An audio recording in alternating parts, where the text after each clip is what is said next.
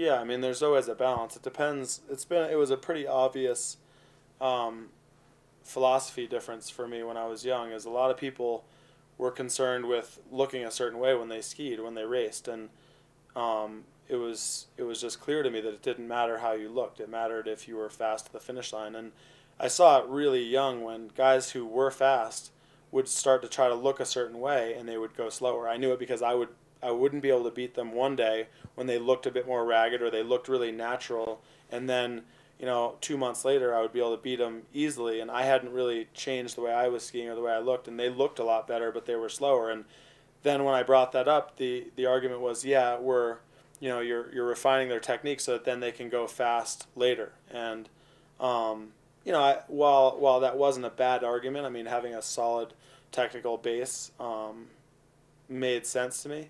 I believe that for me, the experience was speed was a really slippery little fish that was always out there on the snow, and you could easily lose track of it, and then it was almost impossible to get it back. It was something that some guys, the reason why I sort of discovered that was it was really clear that some guys just had it and some guys didn't. You could, even when I was 9, 10 years old, you could see that some guys just couldn't feel the speed. They couldn't tell when they were going faster. They didn't know if they were quicker one run from the other run, even if it was as dramatic as a second. And I had a lot of feel for that. And when I started trying to do the drills that they had me doing and the technique work that I was doing, I just felt like it was deadening my senses. It was taking me further away from the feelings that I had, and that was sort of a big turning point for me when I realized that I needed to make sure if I wanted to be as fast as I could go, I needed to make sure that I kept a firm grip on what made me go fast and how I felt it.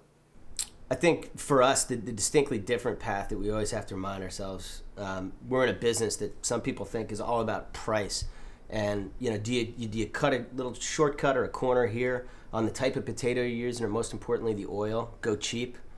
You can't go cheap, and that's a distinctly different viewpoint that we have than a lot of the giants who are playing, in this healthy snacking arena.